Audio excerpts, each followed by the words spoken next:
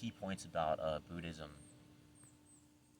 is that Buddha nature is in everything, and as a result of this, or the other way around, or it doesn't really matter because it's the same thing.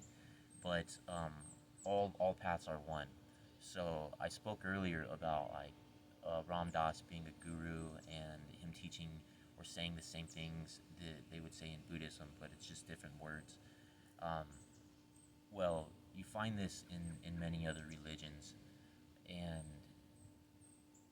people are misguided by churches a lot because churches are trying to control for the most part. They want you to believe exactly what they say you should believe because they have found the path. But there is not a single path. They all come together eventually. But you can't see that until you allow yourself to see it. Um, and this is kind of what the this is really what the point of the suffering is. It's so that you can learn and then you can gain perspective and start to see these sort of things, so that you can see that Buddha nature is in everything. Um,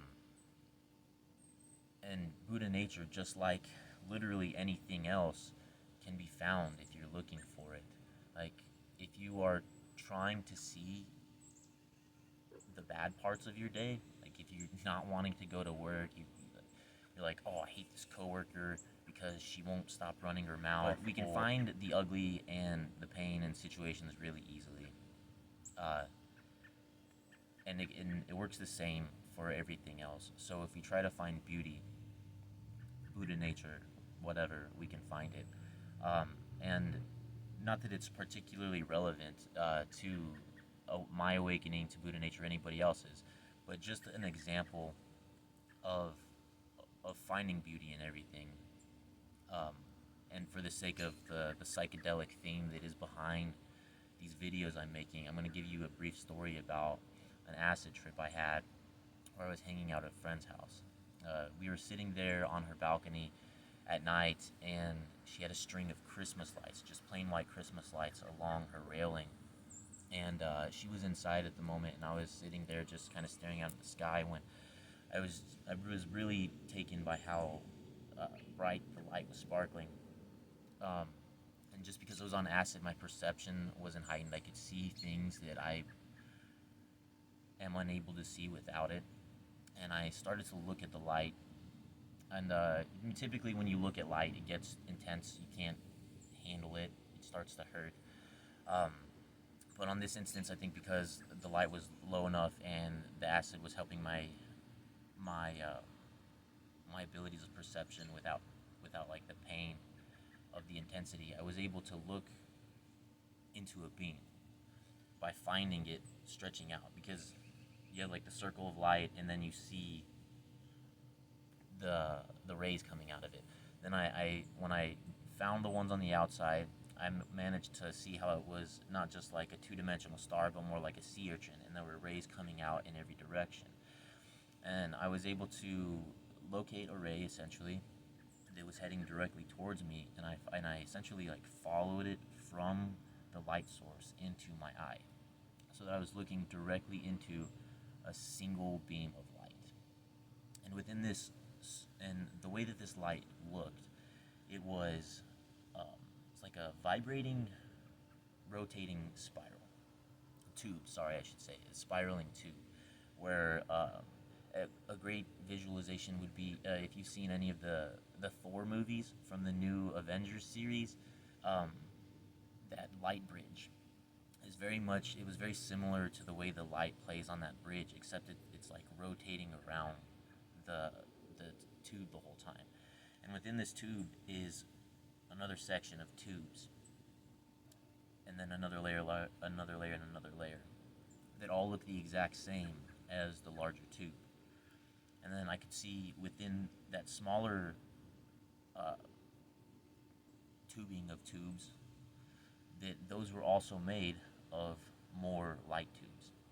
And then one level down into that, I couldn't see the tubes themselves, but the energy, like there was like a water sort of energy that was flowing around the tubes, and I could still see that energy flowing, which told me that there were more light tubes within those that I just couldn't perceive.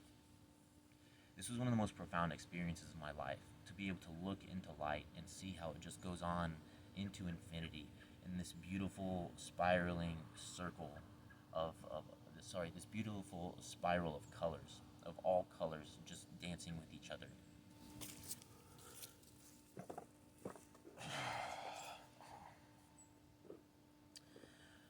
There's evidence of Buddha nature available in everyday experiences, and how you can awaken to it at any time and live many different lives while having found some measure of the Buddha path.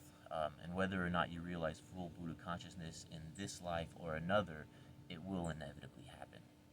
But some two great examples uh, of Buddha nature being discussed in pop culture is actually the cartoon Avatar: The Last Airbender.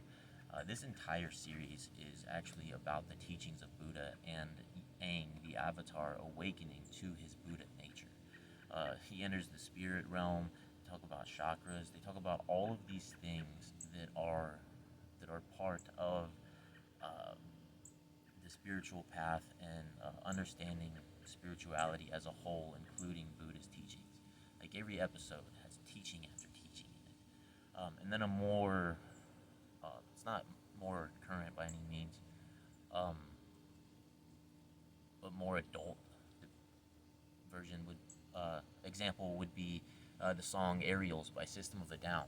Now this is a band that most of their songs are pretty intense and people think they're violent and scary. Um, but specifically the song Aerials itself is about awakening to Buddha nature.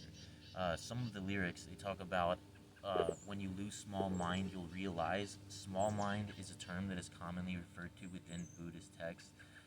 It's an ancient Sanskrit term. You'll find it in Hindu texts as well. Talks about life being a waterfall. We're one in the river, and then we're one again after the fall. The river itself is unity, is all consciousness. Life itself, this experience in samsara, is the fall, and then at the base, we return for all together again. Um, so check either of those out if you'd like, or just keep an eye out, and with a basic understanding of what Buddha nature is through this video series, you'll begin to see all kinds of things like this if you haven't already.